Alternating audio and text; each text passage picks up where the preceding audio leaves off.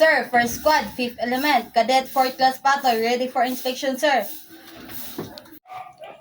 11 General Order. GO1, to take charge of this post and all government property in view. GO2, to walk my post in a military manner, keeping always on alert and observing everything that takes place within sight of hearing. GO3, to report of violation of order I am instructed to enforce. GO4, to repeat all calls from posts more distant from guardhouse than my own. GO5, to quit my post only when properly relieved. GO6, to receive, obey, and pass on the sentry who relieves me all orders from the commanding officer, officer of the day, and officer and non-commissioned officer of the guard only. GO7, to talk to no one except in the line of duty. GO8, to give the alarm in case of fire or disorder.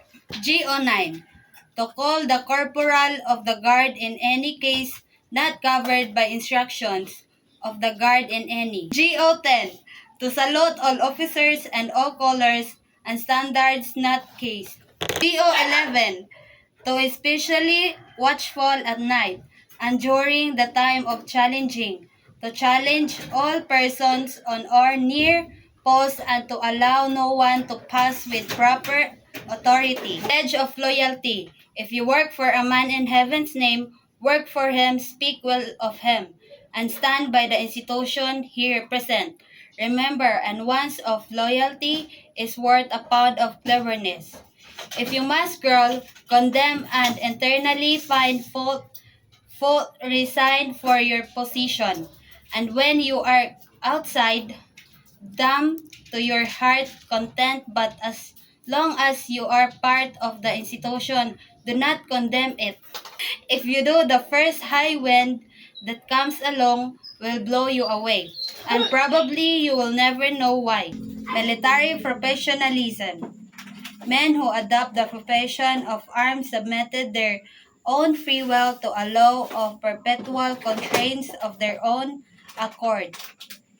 They resist the right to live where they choose, to say what they think, to dress as they like. From the moment they become soldier, it needs but an order to settle them in this place, to move them, separate them from word of command. They must rise, march, run, endure bad weather, go out without sleep or food, be isolated in some distant post, and work until they drop. They have ceased to become the masters of their own fate if they drop on their tracks. If their ashes are scattered to the four winds, that is all part and parcel of their job. The Cadet Honor Code. We the cadet do not lie, cheat, steal, nor tolerate among us to those who do. Golden Rule. The senior officer or upperclassman is always right. Second, obey first before you complain. Third, if the senior officer or upperclassman is wrong, refer to the rule number 1. Chain of Command, Commander-in-Chief, Ferdinand Romualdez Marcos Jr., Secretary of National Defense, Gilberto Teodoro Jr., Chief of Staff, General Romeo S. Browner, Philippine Army, Reservists and Retired Affairs G9 Philippine Army, Colonel Alfonso D. Matias Jr., Philippine Army, Commanding General, Philippine Army, Lieutenant General Antonio G. Navarrete, Philippine Army, Commander of Reserve Command, Major General Ronald J. S. Alcudia, Philippine Army, Commander of 9 RCDG, Colonel Arnold L. Gasalatan, INF or Master of National Security Administration, Commander of 1st Infantry Tabak Division, Major General Yegor Ray P. Baroquillo Jr., Philippine Army. Commander 1 2nd Brigade, Brigadier General Samuel G. Yongki, Philippine Army. 901st CDC Director, Colonel Lino Araya Jr., RGSC, Philippine Army. ROTC Commandant, Major Jericho C. Valde, SC, Philippine Army. Assistant Commandant, Major Diosdado R. Perio, Philippine Army RES. School Dean President, Dr. Delmer A. Mondido. Registered Crime MSCG YUMS. NSTP Coordinator, Ms. Divine Grace De Jesus, Registered Crime MSCG. ROTC Admin NCO, Sergeant Roby D. Espinosa, OS, Philippine Army. Corps Commandant and Staff, Corps Commandant or Battalion Commander, Cadet Lieutenant Colonel Lizelle Jean F. Calderon, First Class. S1 Adjutant, Cadet Major Reinhardt M. Cabasag, First Class. S2 Intelligence, Cadet Major Maria Carmel D. Mangoray. S3 Operation, Cadet Major Kevin H. Laylay. S4 Logistics, Cadet Major Kim M. Aribal. Bravo Company Commander, Cadet Captain Roman James C. Shaw, 2nd Class. Angel Alhaz, 4th Class. Executive Officer, Cadet 1st Lieutenant Alrich A. Boton, 2nd Class.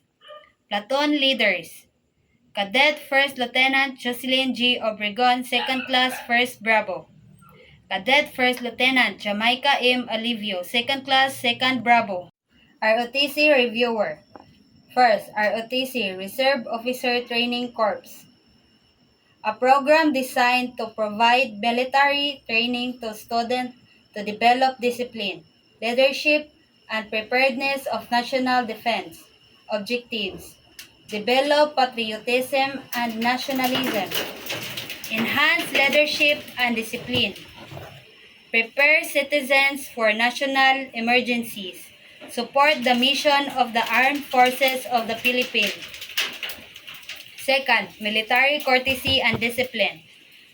Military courtesy, polite, respectful behavior shown by military personnel. Examples: proper saluting, use of respectful titles, sir, ma'am, proper conduct during ceremonies. Discipline, willing obedience to lawful order. Third, chain of command, the line of authority through which order are passed.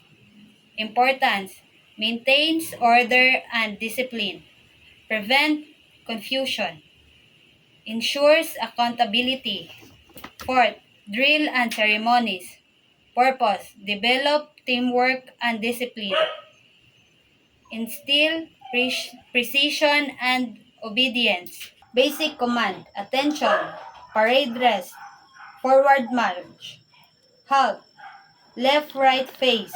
Patrolling basic theory, military operation conducted by small unit of gathered information provide security. Types of patrol: reconnaissance patrol, combat patrol, security patrol. Roles during patrol: maintain silence, observe surroundings, follow orders, maintain proper interval. 6. Map reading. Purpose, to determine location and direction. K elements: map symbol, compass direction, grid coordinates. 7. Leadership, the ability to influence others to accomplish a mission. Qualities of a good leader: integrity, responsibility, decisiveness, courage. 8. EFP core values: honor, service, patriotism. 9. national and patriotism, nationalism, love and loyalty to one's country, patriotism, willingness to defend and serve the nation.